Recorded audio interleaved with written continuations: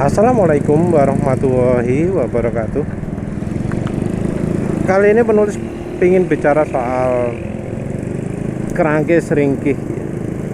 Jadi eh, kalau penulis bahas soal kerangkis ringkihnya Honda, selalu ada saja yang tanya, itu loh bahas mesin kerangkis Yamaha jebol, sudah bahas belum? Gitu. Jadi entah kenapa ya orang Indonesia itu senangannya menyamakan.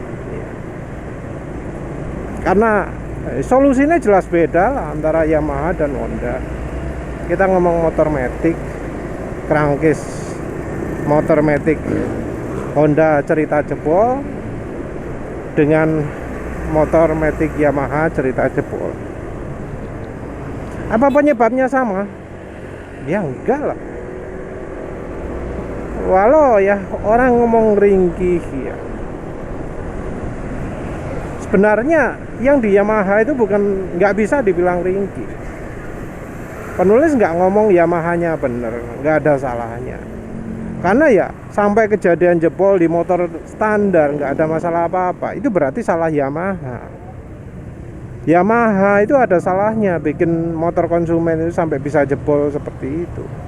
Tapi salahnya bukan seperti yang digambarkan oleh orang yang sok membela Honda. Padahal kalau ada konsumen Honda yang jadi korban, dia nggak akan bela, nggak, mustahil lah orang kayak gitu bakal membela konsumen Honda.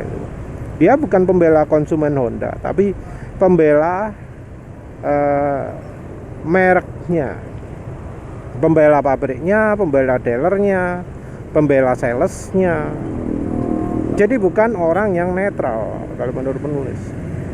Bukan konsumen orang yang seperti itu.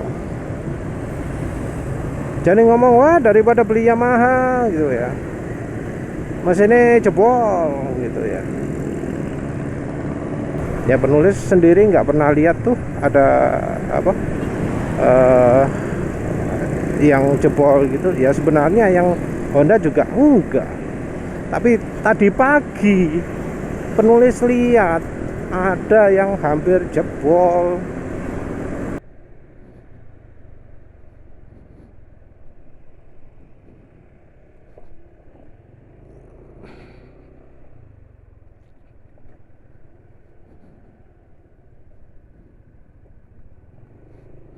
Jadi penulis lihat sendiri kejadian yang itu mirip jebol, tapi ya yang bikin terenyuh itu ridernya itu kayak nggak merasa nggak merasa ada masalah. Kita cerita dulu jebolnya. Jebol kalau di Yamaha itu kenapa sih? Jebol di Yamaha menurut penulis itu jebol karena kesalahan ECU, kesalahan timing pengapian. Dan itu nggak ada hubungannya dengan kualitas kerangkis. Karena ya ada aja kan contohnya ya, sing mesinnya kuat gak karu-karuan jebol juga. Pakai komponen jutaan, komponen ya sampai mungkin puluhan juta, jebol pisan. Penulis ngomong mesin balap ya. Komponen mesin balap apa ya murah. Sampai kerangkis pun kadang sampai beli khusus. Nah, sudah beli mahal kok saya jebol, kenapa mas? Bukan karena kualitas kerangkisnya kurang bagus, tapi tenaga yang bikin jebolnya itu yang terlalu luar biasa. Penulis ngomong soal pre-ignition. Pre-ignition itu walau sekuat apapun kerangkis sih iso jebol aja.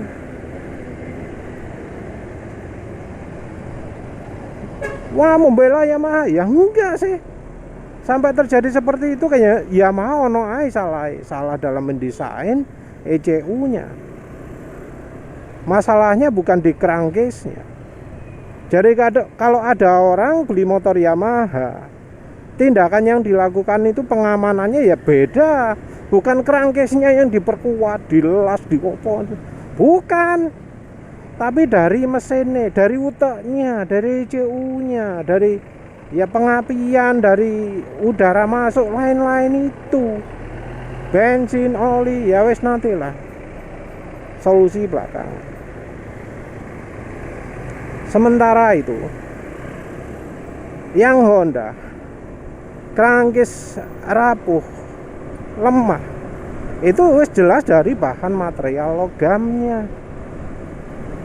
Logamnya ada yang ya wes lihat aja lo, ada sampai apa bleret-bleret, rengat-rengat gitu dalam kondisi mesin baru. Di Honda itu banyak cerita gupil dari baut knalpot, gupil dari yang apa megang antingnya engine mounting ya, yang nyekeli bearingnya engine mounting itu ada yang pecah juga. Pegangannya tempat dudukannya sandar tengah itu juga ada yang patah. Belum lagi soal cerita baut dol, baut disodol sumbernya sokondi ya, itu dari material kerangkisnya yang lemah. Terus ada juga yang patah, tempat dudukan suspensi patah, kerangkisnya sendiri patah, pecah, itu banyak cerita. Jadi kalau penulis ngomong kerangkisnya rapuh, itu karena kerangkisnya sendiri itu bermasalah, logamnya itu yang kurang bagus, finishingnya atau manufacturingnya yang kurang bagus, logamnya kurang liat, kurang elastis, juga kurang kuat, terutama kurang elastisnya itu yang paling penting. Soalnya logam itu kadang harus milih yang elastis atau yang kuat. Nah, menurut penulis logamnya kerangkis Honda itu kurang elastis. Jadi kayak apa jenenge? Sama kayak Intan mungkin ya, Diamond. Kan getas banget itu ya, kena totok pecah. Kenapa kok pecah? Ya karena walau kerasnya luar biasa, tapi kurang liat, kurang lentur. Kena bentur sesuatu bisa pecah, di palu pecah. Beda dengan logam yang lentur ya, di palu sepiro aja cuma meyeng ngono tok, tapi enggak pecah. Nah, kerangkisnya Honda menurut penulis kurang liat, kurang ulet, kurang lentur. Jadinya kalau kena guncangan, kena apa-apa, pecah, gopil. Masalahnya beda, solusinya juga beda. Nah, yang penulis lihat itu tadi pagi ada mas yang gede badannya, naik Honda PCX 160. Jalannya jalan yang polisi tidurnya amit-amit gede nih. Nah gitu masih berarti jalan kencang, padahal awalnya gede kan otomatis suspensi lebih turun loh. Nah itu bapak saya penulis sampai bunyi dengar bunyi jeduk loh, jedak gitu loh. Penulis wes khawatir itu mesinnya apa bocor itu. Apa ya, mungkin rupanya masnya itu masih beruntung. Saya kebentur bukan bagian sebelah kiri nih mungkin ya, karena yang lemah itu dinding kiri. Coba kalau dinding kiri, wah wis pecah itu. Dinding apa yang kiri itu mentah yang ada tutup bautnya atau yang bagian lapisan logamnya, wah wis itu. Motornya juga tanpa cover kerangkis. Kalau cover kerangkis, pasang cover kerangkis itu tadi paling wis mecetat bautnya, karena cover kerangkisnya yang dihantam, dihajar. Padahal yang mendesain cover kerangkis ya wong sembarangan. Jadi desainnya cover kerangkis tidak memikirkan hasil impact, hasil tumbukan, hasil sentakan kalau cover kerangkisnya kena polisi tidur. gak dipikiri. Yang apa? Yang dilindungi cuma kalau dari kerikil gitu ya. Kalau bukan kerikil, misalnya polisi tidur, hancur sak rumah apa sak cover kerangi sih. Karena kena hantaman, otomatis bautnya bakal dipaksa. Padahal bautnya apa? Yang di mesin 160-nya Honda kan mudah lepas. Karena itu tadi logamnya kurang ulet, kurang kuat. Baut yang asalnya normal jadi dol. Lewes dol diakali ini gawe apa selotipnya ledeng itu. Barang besi selotipnya selotip kayak gitu. Kesannya kuat. Tapi ya dalam ya waktu dekat lepas lagi dijamin.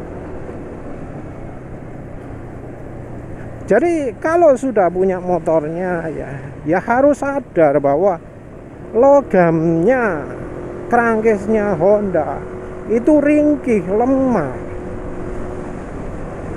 Semua hal yang berkaitan dengan rangka ojo get-get. Mengencangkan baut di kerangkes ojo kenceng-kenceng. Nutup olinya, jangan keras-keras, jangan kuat-kuat. Mungkin yang ada mekanik bodoh yang kemudian ngomong, oh kalau nggak kencang lepas. Sebaliknya kalau di Honda, kalau di kerangkesnya Honda mengencangkan baut terlalu kencang, hasilnya adalah dol. Mekanik bodoh yang sama kalau melakukan di Yamaha, yang terjadi apa? Mesinnya yang meletek, jadi bakal ada retakan. Jadi kalau ada mekanik bodoh ya yang mengeraskan tutup baut itu pakai kaki, pakai sekuat tenaga dengan kunci yang panjang banget gitu ya, dengan tenaga yang sama kalau di Yamaha maka mesinnya akan meletek. Logamnya itu akan pecah. Ya mau nggak pecah gimana? Bukan pecah sih, retak ya. Mau nggak retak gimana? Lawang pas lagi mesin panas dibuka, dikeraskan, begitu pas mesinnya dingin yang terjadi adalah pecahlah logamnya, pecahlah aluminiumnya. Sekuat-kuatnya aluminium ya bakal pecah lah. Namanya aluminium nggak lebih kuat daripada baja, kan bautnya baja. Iya kalau bautnya sama-sama aluminium, tapi kalau sama-sama aluminium ya masalah lagi. Yang rusak bautnya nggak bisa dicopot, repot lagi. Ya lagi-lagi sumbernya dari mekanik bodoh ya. Terus mekanik bodoh yang sama melakukan di Honda. Yang terjadi apa? Ya mesinnya emang nggak rusak, nggak retak. Yang terjadi apa? Dol. Nah kalau dol, resikonya bisa lebih banyak lagi. Kalau retak, itu olinya netes. Ya. Kalau dol, olinya hilang. Olinya itu nggak akan bertahan di dalam mesin kalau bautnya lepas di tengah jalan. Dan penulis rasa sudah cukup banyak korbannya. Korban akibat dari mekanik bodoh mengencangkan baut sekuat-kuatnya, dol ya. Terus orangnya nggak tahu, pas dipakai di jalan lepas dah bautnya, hilang olinya semua. Motor jalan nggak pakai oli, apa yang terjadi? Ya gesekan luar biasa. Apalagi sekarang kualitas komponen motor Honda sudah nggak sebaik dulu. Sudah bukan kualitas Jepang, sudah bukan kualitas Thailand. Kualitasnya malah jauh lebih rendah daripada part KW. Ada yang pernah ngalami itu nangis soalnya apa? Suara mesinnya jadi kasar nemen.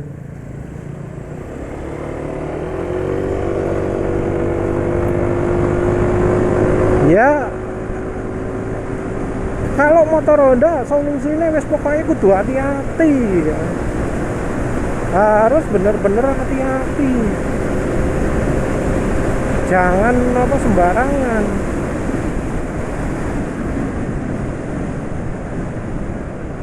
Semua yang berhubungan dengan baut yang ada di Keranggis kudu hati-hati. Yang namanya stopper engine mounting itu wajib diganjel, soalnya sentakan luar biasa itu sumbernya dari situ.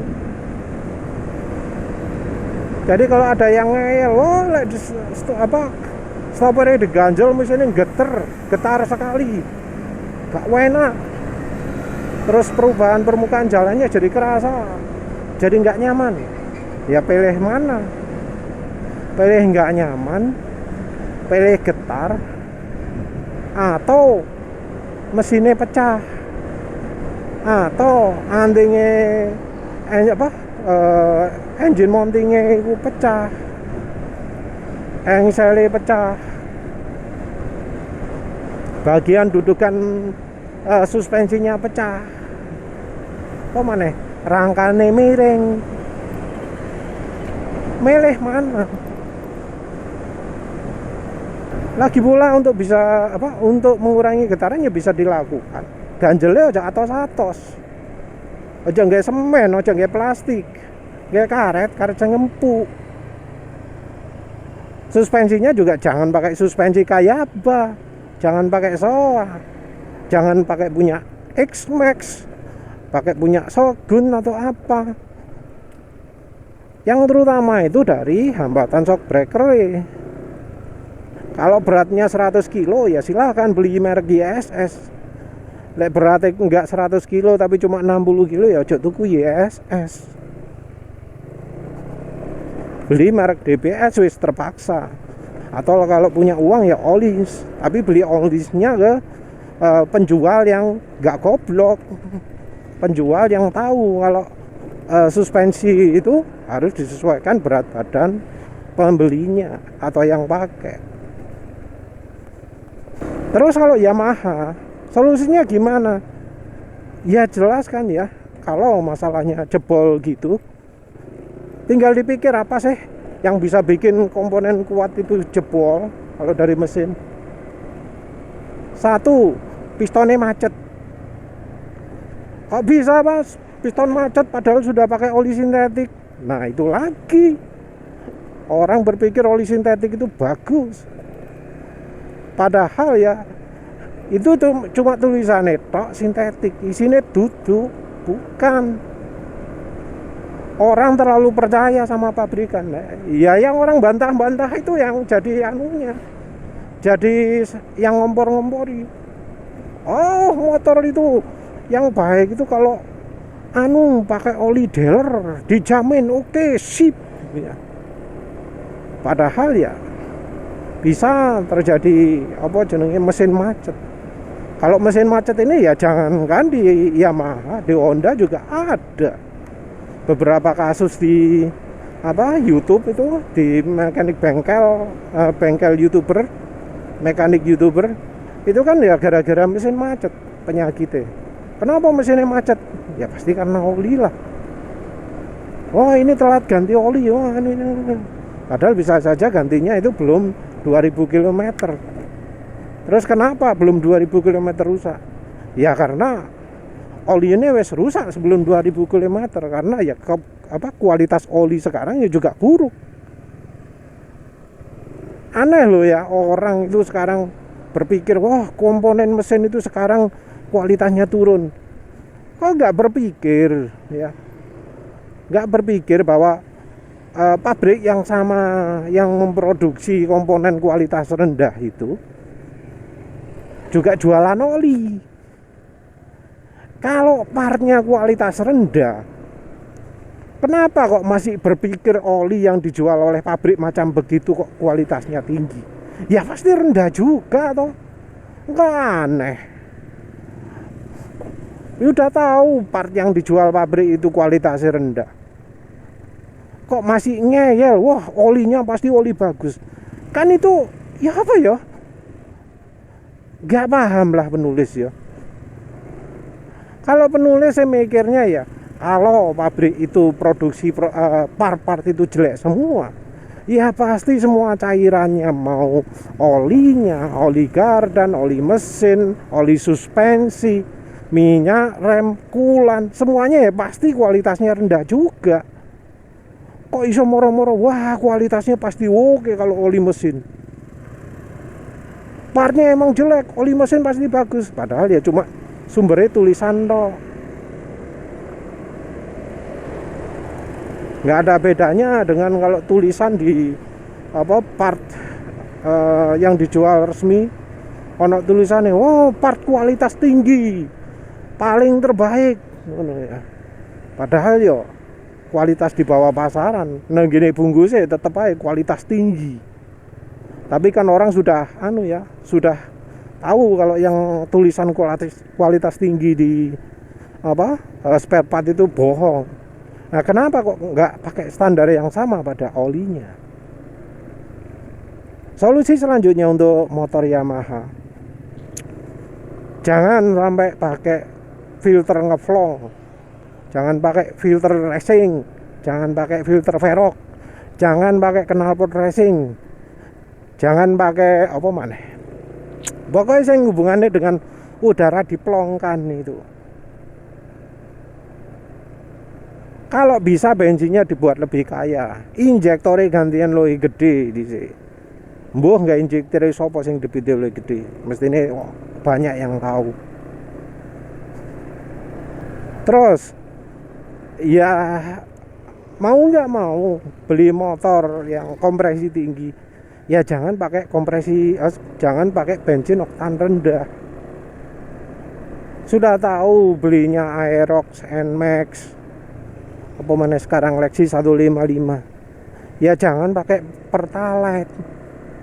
Kalau mau pakai Pertalite ya harus ada pasangannya.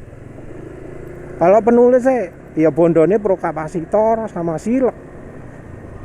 Kalau yang lain ya silahkan lah opora. Karena penulis sendiri sudah pernah buktikan bahwa pro kapasitor bisa meningkatkan oktan. Silek juga jelas mengurangi ngelidik kalau di mobil. Tapi yang jelas solusinya kan jelas beda toh ya, antara Yamaha dan Honda. Walau sama-sama diomongi kerangke seringkih. Tapi ya itu lah wis. Aja gampang percaya omongane wong sing seakan-akan pro Honda tapi padahal gak membela konsumen Honda. Ya wis itu saja. Terima kasih udah menonton. Assalamualaikum warahmatullahi wabarakatuh.